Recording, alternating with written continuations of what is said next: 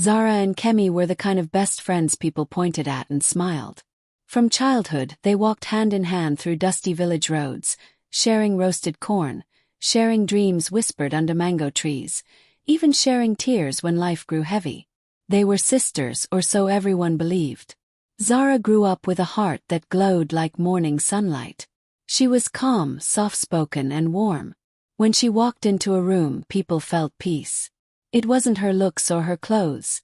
It was something deeper, something gentle and effortless. Kemi, on the other hand, lived in a world that always felt unfair to her. Where Zara received kindness freely, Kemi felt she had to fight for any attention. And over the years, admiration turned into quiet resentment. Still, she smiled beside Zara, even as jealousy simmered inside her. Everything changed the day David entered their lives. David wasn't flashy. He wasn't the most handsome or the most popular. But he had sincerity, a calm, steady kind of presence that made people feel safe. He noticed Zara's kindness before anything else. How she waited for students who walked slowly. How she helped an elderly man cross the road.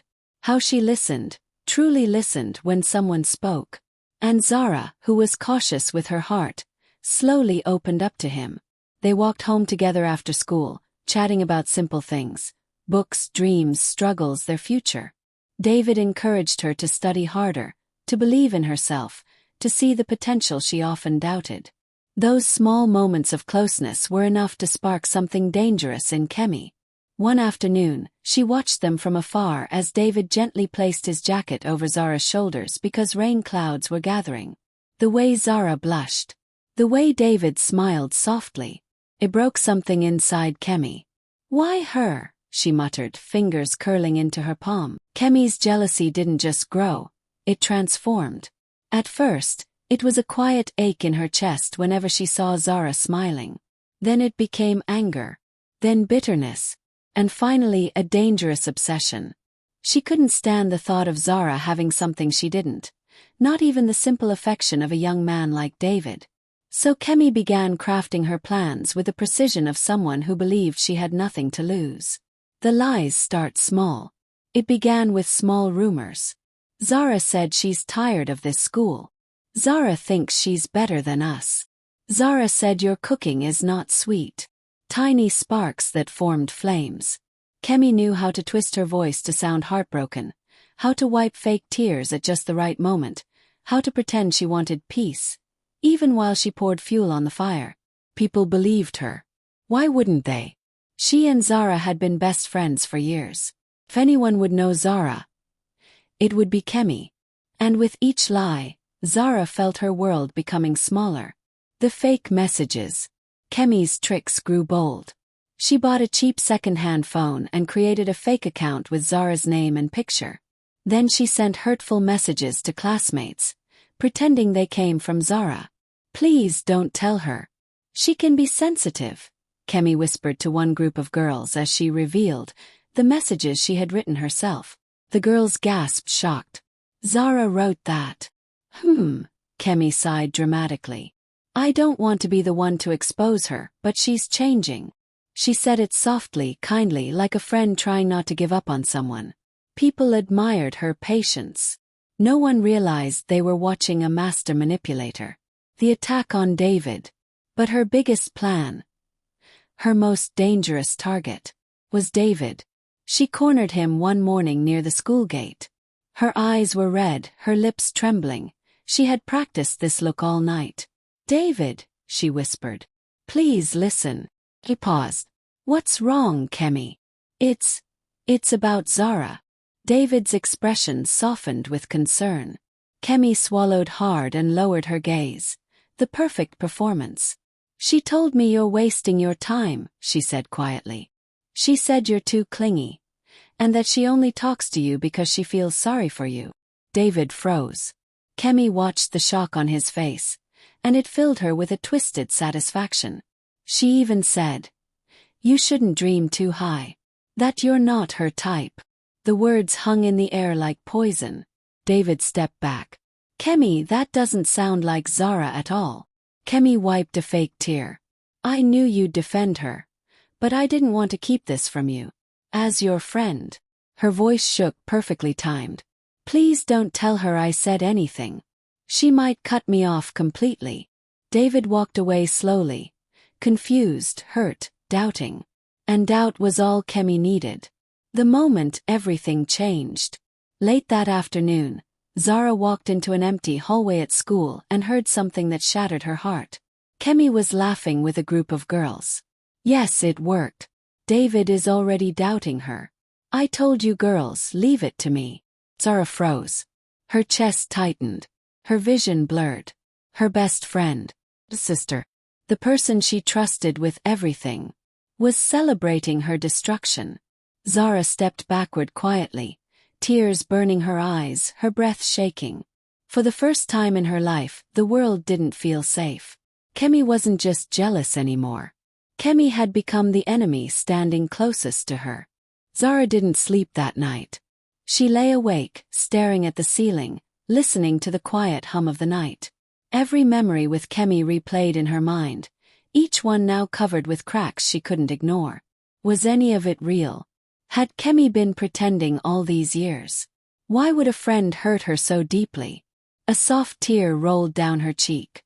She wiped it quickly, as if even her own tears were betraying her. The next day, she went to school with heavy steps. The bright morning sun felt like mockery. People whispered as she passed, some avoiding her eyes, others staring too long. Kemi had poisoned the whole well. David's distance. When Zara reached the gate, she spotted David standing near the classroom block. Normally, he would smile warmly, wave, and walk toward her. But today, he turned away. Zara stopped in her tracks. David, she called softly. He hesitated before facing her. His eyes were uncertain, hurt, searching. Zara, I don't know what's going on anymore. Those words pierced her deeper than any rumor. What did I do? She whispered. I don't know, he replied quietly. Maybe nothing. Maybe everything. I just need time. And he walked away. Zara stood frozen, feeling the world tilt beneath her. Kemi, who had been watching from a corner, smiled to herself. One more piece of Zara's life taken. Zara reaches her breaking point. By lunchtime, Kemi had gathered a small crowd around her, pretending to comfort Zara from afar. She's going through something, Kemi said sweetly. Let's just give her space. A girl asked, do you think she really insulted David? Kemi sighed dramatically. I don't want to say anything anymore. But I've tried my best to be a good friend. And that sentence, I've tried my best, made Zara's blood boil. For the first time in her life, she felt anger, real trembling anger. She stepped forward. Kemi! Everyone turned. Kemi blinked rapidly, trying to put on her innocent face. Yes. Zara, are you okay? Zara's voice shook, not with weakness, but with the weight of betrayal. Why are you doing this to me? A ripple moved through the crowd. Kemi placed a hand dramatically on her chest. Me. Zara, what are you talking about? Zara clenched her fists by her side. I heard you yesterday. I heard everything you said to those girls. I heard you lying about me. Laughing about it. Gasps filled the space. Kemi's smile flickered, but she quickly covered it with confusion. Zara, you must have misunderstood. No.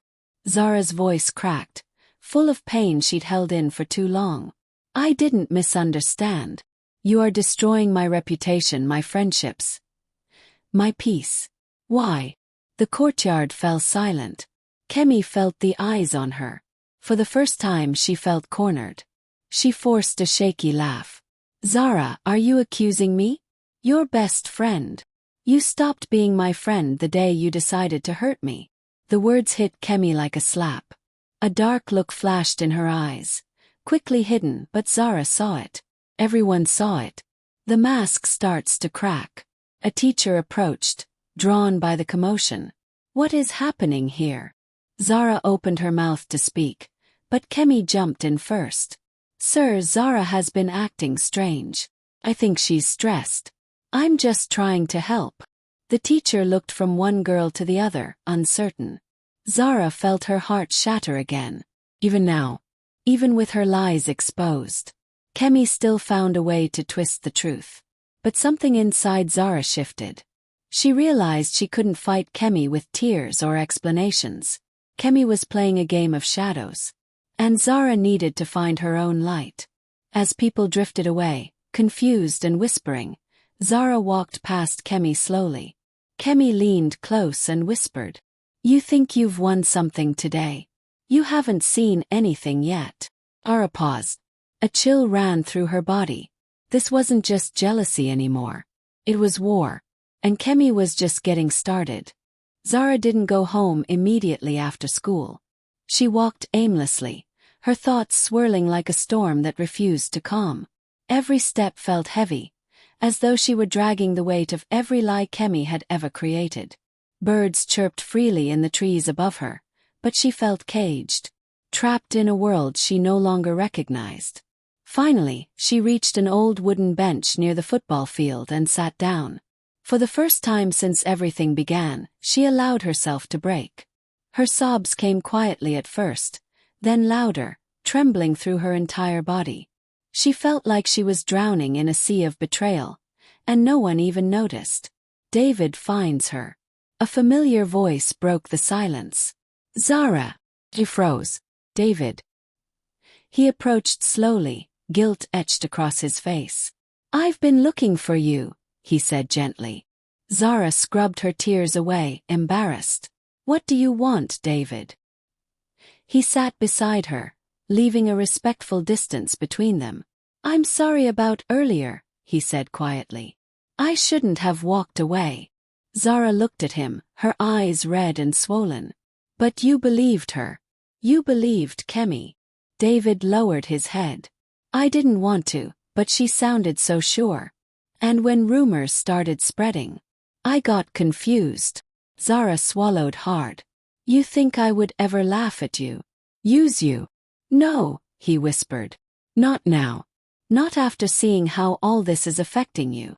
Zara looked away, trying to steady her breathing. David continued, "Whatever is happening, I want to know the truth from you, not from anyone else." Before Zara could answer, something caught her attention. A silhouette standing behind a tree. Watching. Kemi. Her arms folded, her expression unreadable. When she realized Zara had seen her, she turned and walked away slowly, like a predator retreating into the shadows. A cold shiver ran down Zara's spine. The revelation that shook everything. The next morning, the school buzzed louder than usual. Students huddled in corners, whispering urgently. Zara walked through the hallway, heart pounding. Something was wrong. A group of girls blocked her path. "Zara," one of them said, her face pale. "You need to see this." She handed Zara her phone. A video was playing. At first, Zara couldn't understand what she was seeing.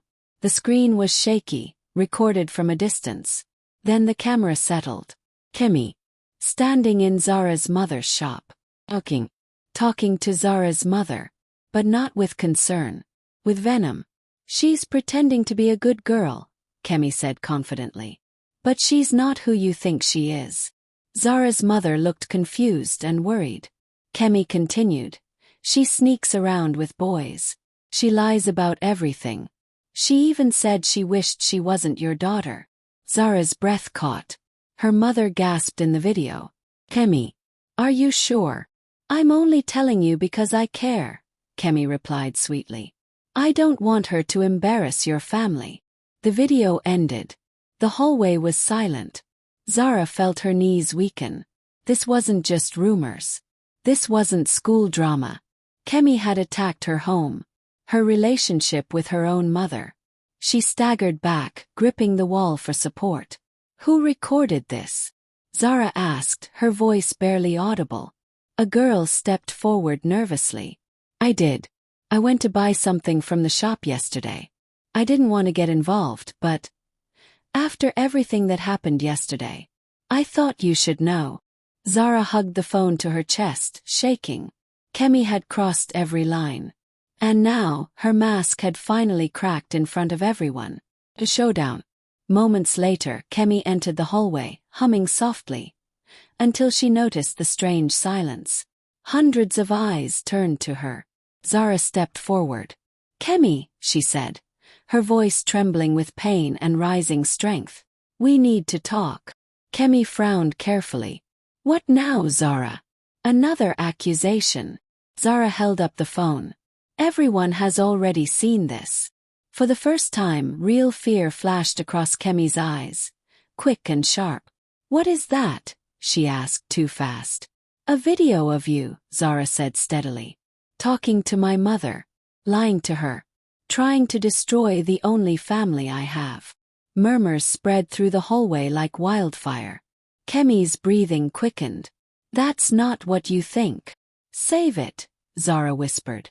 "I trusted you. I loved you like a sister. And this is what you did to me." Kemi tried to speak, but her voice failed. Everyone watched. The teachers arrived, pushing through the crowd. "What's going on?" Mr. Afolabi demanded. Zara handed him the phone. As he watched the video, his face darkened. "Kemi," he said sternly. "Come with me. Now." Kemi's eyes filled with panic, then rage. She turned to Zara and spit out. "This was supposed to be your downfall, not mine." The hallway erupted with gasps. Kemi was escorted to the office, her face twisted with anger and defeat. For the first time in weeks, Zara felt the air around her shift. The lies were finally collapsing. But the twist wasn't over yet. The major twist. As Zara walked toward the classroom, relieved but exhausted, someone grabbed her wrist gently. "David." He looked troubled, conflicted. "Zara, there's something you need to know." She turned to him, confused. "What is it?" David took a deep breath. "Kemi wasn't the only one spreading lies about you." Zara froze. "What do you mean?" David swallowed hard, eyes full of guilt. "Someone else has been helping her. Someone close to you." Zara's heart began to race violently. "Who?" she whispered. David looked down, unable to meet her eyes. "It's someone you would never suspect."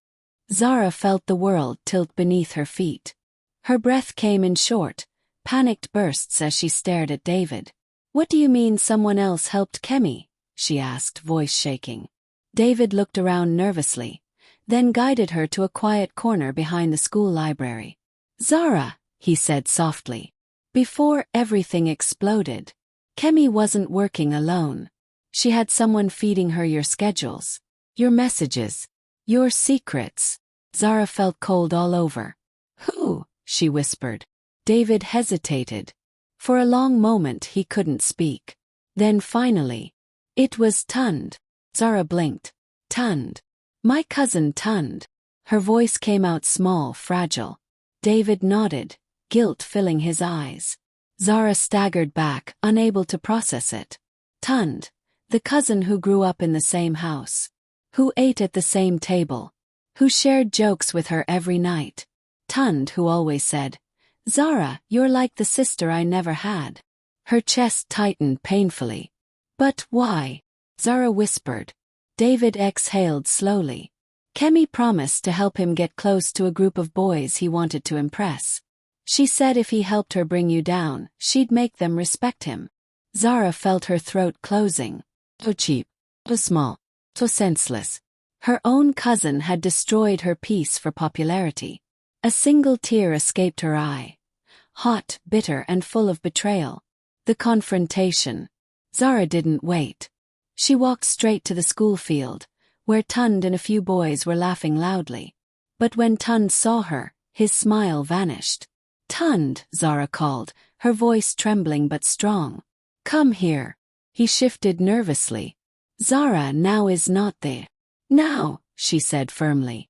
The boys stepped away as Tund approached her slowly, guilt already written across his face. Zara held up her phone. "I saw the recordings," she said quietly. "All of them." Tund froze. Zara continued, voice breaking with emotion. "You told Kemi when David walked me home. You told her when I went to the library. You told her what I said to Mum. You told her everything. Zara, it wasn't like that, he stammered. Tund, why? She asked. What did I ever do to you? He opened his mouth, then closed it. His shoulders slumped. I just wanted them to like me, he said, voice barely above a whisper. Kemi said I was invisible, that no one noticed me. She promised to make them respect me if I helped her.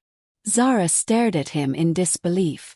You destroyed my peace, she whispered, just to feel important. Tund couldn't look her in the eyes. She shook her head slowly, heartbreak washing over her. I would have helped you.